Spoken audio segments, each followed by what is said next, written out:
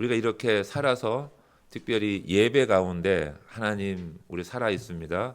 하나님 살아 계시죠? 라고 이 하나님을 부르고 하나님을 만나는 이 시간만큼은 정말 그 어떠한 그 시간보다도 귀중하고 소중한 시간인 줄 믿습니다. 예, 졸지 마시기 바랍니다. 눈을 감아도요, 안 조는 분 계시고 눈을 떠도 조는 분 있어요. 우리 불행할 때 감사하면 불행이 끝나고, 그죠? 형통할 때 감사하면 그 형통이 연장된다. 네, 영국의 유명한 찰스 스펄전 목사님이 이렇게 말했어요. 참 정리를 잘하시는 것 같아요. 또 믿음이라는 동산에 피는 꽃 중에 가장 사랑스러운 꽃은 감사라는 꽃이다. 그런데 그 감사의 꽃이 사라지면 모든 것이 사라지기 시작한다. 그러면서 장애 평소에 제가 생각하지 못했던 장애를 가진 분들에 대한 그것을 배우면서 우리가 걷고 뛰는 게 평소에 걷고 뛰는 게 얼마나 축복인지를 알게 됐다는 거죠. 하나님이 그래 얼마나 감사하냐. 눈물 나게 감사하더라고요 진짜. 그래서 임삼을 일으켜 눕혔다가 일으켜 세웠다가 하면서 야 감사하구나. 내가 평소에 임사모가 도와준 것에 대해서 감사 안 했구나. 그래서 감사에 대한 마음을 그냥 갖고 있습니다. 오해하지 마세요. 네. 자 오늘 말씀을 통해서 다시 한번 감사를 깨닫기를 축복합니다. 어머니 혼자 교회 다니잖아요. 교회를. 그러니까는 어머니 혼자 교회 다니는 거 외로울까봐 아니라고 우리가 그냥 그 교회 다니자고 이렇게 했다는 거예요. 참 그런 생각들을 보면서 참 생각이 깊다. 그건 하나님의 은혜인 거죠. 이제 그렇게 또 그렇지 않다 하더라도 감사한 건데 그러한 생각들을 할 수 있고 서로가 위로할 수 있는 것이 참 하나님이 은혜를 주시는구나. 그동안에 수고했던 것. 그죠? 꼭 그렇지 않다 하더라도 그런 마음이 들었어요. 그래서 감사를 해야 감사 거를 찾는데 하나님 부어 주시는 거죠. 이제 감사하시길 축복합니다. 아멘. 네, 오늘 이 로마서 말씀을 우리가 볼 텐데 전혀 그렇지 않아요. 아주 뜨거운 편지예요. 사랑이 넘치고 또 감사가 넘치는 편지라는 것을 우리는 알 수 있는 거죠. 그래서 우리가 오늘 그 서론을 해석하는 부분 1장을 한번 보는데 감사와 소망에 대해서 편지를 쓴 거죠. 감사하다, 기쁘다, 그리고 내가 소망이 있다 이런 말로 시작을 합니다. 그래서 1장의 8절부터 17절을 우리가 공부하는데 그래서 제가 이제 말씀의 내용을 정리하면서 복음을 부끄러워하지 않는 사도 바울이었어요. 복음을 부끄러워하지 않아요. 근데 복음을 부끄러워하지 않는 그 내면에는 뭐가 있냐면 감사가 있다는 거죠. 감사. 하나님께 대한 감사, 성도에 대한 감사, 그리고 내가 지난 곳 하나님의 은혜에 대한 감사, 여러 가지 감사를 놓고 이 사람은 감사를 가지고 만들어가요. 앞으로. 그러니까 과거에 대한 감사가 있지만 미래에 대한 감사를 가지고 힘을 얻는 거죠. 이 감사를 가지고. 그래서 복음을 전하는 큰 원동력이 감사였다는 것을 봤어요. 그래서 복음을 부끄러워하지 않는 감사에 대해서 우리가 한번 공부해 보려고 합니다. 자, 우리의 첫 번째 복음을 부끄러워하지 않는 감사는요. 하늘에 계신 하나님을 찬양하고 감사하는 거예요. 그래서 이 소식을 듣고 너무 감사한 거예요. 누구에 감사했다고요? 하나님께 감사했다는 거죠. 하나님께. 이 모든 일이 하나님이 하시는 거기 때문에 내가 보세요 한번 우리 한번 그런 마음도 있을 거예요. 내가 하지 않은 것에 대해서 남이 하면 어때요? 시기와 질투가 일어나죠. 내가 해야 될 것, 내가 하고 싶은 것을 딴 사람이 하면. 근데 이 사도 바울은 내가 하지 않았어도 감사하는 거예요. 이것이 진정한 감사라는 거죠. 그래서 그 로마 교회에 있는 성도들의 그 헌신과 수고와 눈물의 그 신앙생활을 너무나 감사하는 거예요. 아름다운 소문을 듣게 했으니. 그래서 너희에 관한 소문이 온 믿음이 온 세상에 전파되었다는 거죠. 로마에 그냥 놀러 가는 게 아니라 그거에 또한 당신네들이 지금 하는 그 훌륭한 믿음도 있지만 내가 가진 좀 더 뜨거운 하나님을 만난 그 신앙의 간증을 들려주고 싶다는 거죠.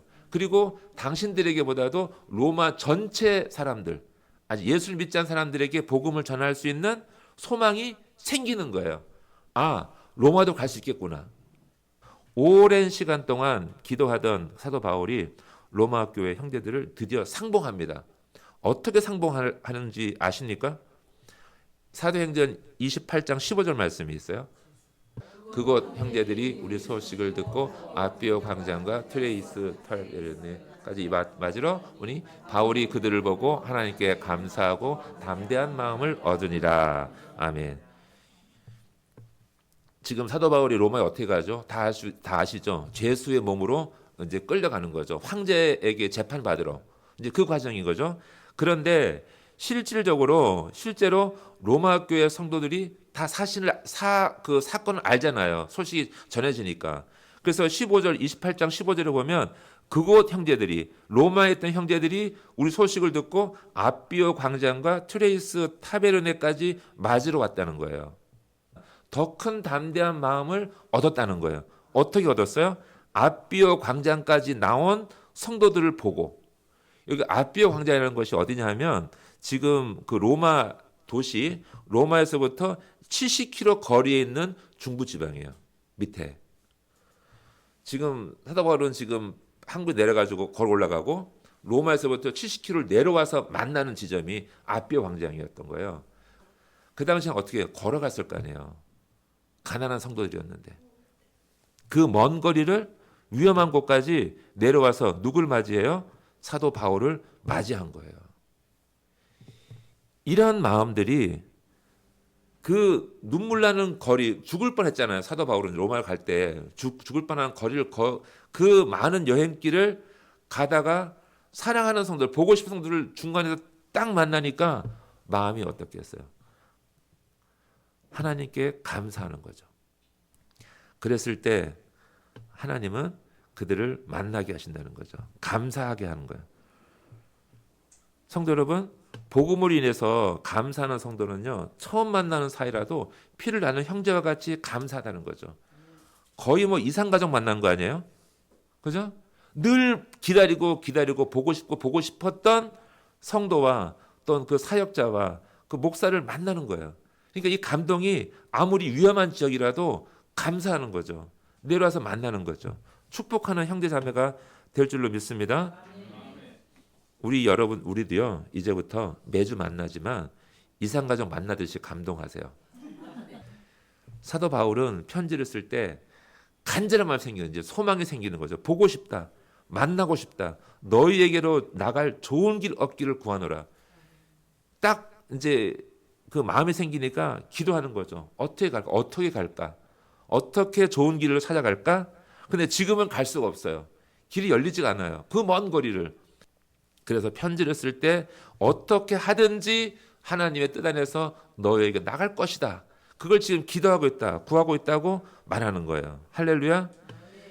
한번 11절 띄워봐 주세요. 시작. 내가 너희 보기를 간절히 원하는 것은 어떤 신령한 은사를 너희에게 나누어 주어 너희를 견고하게 하려 함이니. 그러면서 이유를 달아요. 내가 보고 싶은데 너희들의 간절히 보고 싶은 원, 이유는 어떤 신령한 은사를 너희에게 나누어 주려고, 그리고 너희를 견고하게 하려고, 믿음을 견고하게 하려고 한다는 거예요. 그러면 신령한 은사가 뭘까요? 신령한 은사, 신령한 선물이에요. 우리가 알지 못하는 선물, 세상에 알지 못하는 선물인데 요한복음 6장 51절 말씀이 있어요. 자, 시작. 나는 하늘에서 내려온 살아있는 떡이니 사람이 이 떡을 먹으면 영생하리라. 내가 줄 떡은 곧 세상의 생명을 위한 내 살이니 하시니라. 아멘. 예수 그리스도의 몸과 피를 나누는 것, 그죠? 예수 그리스도는 하늘에서 내려온 생명의 떡이라는 말씀을 하시는 거예요. 지금요. 이것, 이 내용, 이 은혜, 이 신령한 은혜를, 이 선물을 보여주려고 하는 거죠. 그러니까 실제로 보고 느끼고 깨달았던, 하나님을 체험했고 부활하신 주님을 만난 사건, 그래서 내가 너와 함께 한다는 것, 부활한다는 것이 뭔가를 확실히 알고 있는 사람은 몇 명 안 된 거예요. 그렇죠? 그 뒤로는 계속 이야기를 들은 거죠. 사도 요한의 이야기, 베드로의 가르침으로 계속 내려가는 거잖아요. 간접 경험인 거죠. 그런데 사도 바울은 직접 주님을 만났잖아요. 부활한 주님을. 그리고 은혜를 받았고, 그래서 모든 하늘의 비밀을 거의 다, 완전히 않지만 다 거의 아는 상태에서 하나님의 은혜가 무엇인지를, 감사가 뭔지를 아는 거예요. 이 사람은요. 그 보물을 가지고 있는 거죠. 그래서 이거를 직접 가서 보여주고 싶다는 거죠. 할렐루야. 그것이 바로 하늘에서 내려온 살아있는 떡, 예수 그리스도의 은혜, 이걸 나누고 싶다는 거예요. 이걸요. 그러니 얼마나 귀한 거겠어요. 그래서 가장 좋은 길, 가서 꼭 전했는데 빨리 가고 싶고 안전한 길로 가고 싶은데 그 안전한 방법이 결국은 죄수의 몸으로 가는 거예요. 포기하지 않는 믿음이라는 거예요. 감사. 내가 가고 싶은데 가장 좋은 길을 놓고 내가 구하고 있다고. 성도 여러분, 포기하지 않아야 돼요. 감사도 우리가 하나님께 은혜를 구하는 기도도 포기하지 않지만 감사도 포기하지 않고 감사해야 되는 거죠. 저와 여러분도요. 어떠한 상황에서도 감사할 수 있기를 축복합니다. 그리고 복음을 부끄러워하지 않는 감사는요. 셋째로 모든 사람을 구원하시는 하나님의 능력이라는 것을 믿는 거라는 거죠. 이 16절 말씀 한번 볼까요? 16절. 내가 복음을 시작. 내가 복음을 부끄러워하지 않느하노니 이 마국은 모두 믿는 자에게 구원을 주시는 하나님의 능력이 됨이라. 먼저는 유대인에게요 그리고 헬라인에게로다. 아멘. 내가 복음을 부끄러워하지 않는다 그래요. 누구한테 말하는 거죠 지금? 로마에 있는 성도들에게. 로마에 있는 성도들은 자랑스러워할 수 있죠. 당당하겠죠. 그런데 실질적으로 복음을 전하며 살아왔던 사도 바울의 삶은 어땠어요? 핍박을 받고 조롱당하고 어려움을 당했죠. 오해를 당하고. 하지만 나는 이 복음을 부끄러워하지 않는데요. 왜냐하면 이 복음은 모든 믿는 자에게 구원을 주시는 하나님의 능력이 됨이라. 그래서 보세요. 실질적으로는 종교적인 유대인들에게는 거리끼는 것이요 헬라인에게는 미련한 것으로 들렸다는 거예요. 고린도전서 1장 23절 말씀, 24절 말씀 한번 같이 볼까요? 예, 밑에 23절 시작. 우리는 십자가에 못 박힌 그리스도를 전하니 유대인에게는 거리끼는 것이요 이방인에게는 미련한 것이로되. 24절. 오직 부르심을 받은 자들에게는 유대인이나 헬라인에게나 그리스도는 하나님의 능력이요 하나님의 지혜니라. 아멘. 우리는 십자가에 못 박힌 그리스도를 전하니 유대인은 거리끼는 것, 부끄러워하지 않는 믿음이라는 거죠. 근데 유대인에게는 거리끼는 것이요. 그렇게 하나님은 오지 않는다는 거죠. 그렇게. 네. 자, 이방인에게는 어떤가요? 미련한 거죠. 내가 십자가에 끌려가 죽는데 그것이 무슨 하나의 능력이야. 이해가 안 되는 거예요. 논리적으로. 힘이 세면 이겨야지. 그렇죠? 그렇게 되는데 그렇게 부끄러운 모습으로 오해받고 또한 그 어리석은 것으로 오해받는 그 복음이 우리에게는 하나님의 능력이라는 거죠. 할렐루야. 그래서 오직 부르심을 받은 자들에게는 유대인이나 헬라인이나 그리스도는 하나님의 능력이요 하나님의 지혜니라. 아멘. 이것을 깨달으니까 감사가 넘치는 거죠. 그래서 내가 너희들 향하여 로마 교회에 있는 성도들 향하여 나아가며 또 로마에 있는 모든 그 높은 관직에 있는 그야말로 세계 최고의 도시에 가서 하나님이 최고인 것을 알려주겠다고 복음을 전하겠다고 그렇게 선포하는 거예요. 그러니 얼마나 담대해요. 부끄러워하지 않는다는 거죠. 고린도전서 1장 27절 말씀 한번 볼까요? 이 말씀하세요. 하나님께서 시작. 그러나 하나님께서 세상의 미련한 것들을 택하사 지혜 있는 자들을 부끄럽게 하려 하시고 세상의 약한 것들을 택하사 강한 것들을 부끄럽게 하려 하시며. 아멘. 세상의 미련한 것을 들어서 지혜 있는 자를 부끄럽게 하시고 약한 자들을 들어서 강한 자들을 부끄럽게 하신다. 이것이 복음이라는 거죠. 이 복음의 비밀을 아니까 모든 것이 감사하는 거야. 전진하게 해요. 뒤로 후퇴하게 하지 않는다는 거죠. 비록 부족하고 연약할지라도 감사하잖아요. 그럼 열정이 생겨요. 아, 할 수 있다는 것. 지금 사도 바울이 편지를 쓸 당시에는 가고자 하는 생각이 있어도 갈 수 없는, 꿈에도 갈 수 없는 곳을 놓고 기도하잖아요. 근데 그것을 감사함으로 열정으로 하니까 길이 열리는 거 아니에요. 하나님께서. 비록 죄수로 가게 하더라도 가장 안전하게 가게 하시는 방법인 줄 믿습니다. 그렇게 우리 눈에 볼 때는 장애가 있고 힘들다 할지라도 눈물 나는 일이 있다 할지라도 그것은 감사로 인해서 밀고 나가게 하는 힘이라는 거예요. 그 장애가 오히려. 이 선생님이 그런 말 하는 거죠. 만약 제가 안 다치고 평범 살았으면 이런 감사를 몰랐을 거라는 거죠. 말씀을 맺으려고 합니다. 성도 여러분, 힘을 내세요. 감사하시고 부끄러워하지 마세요.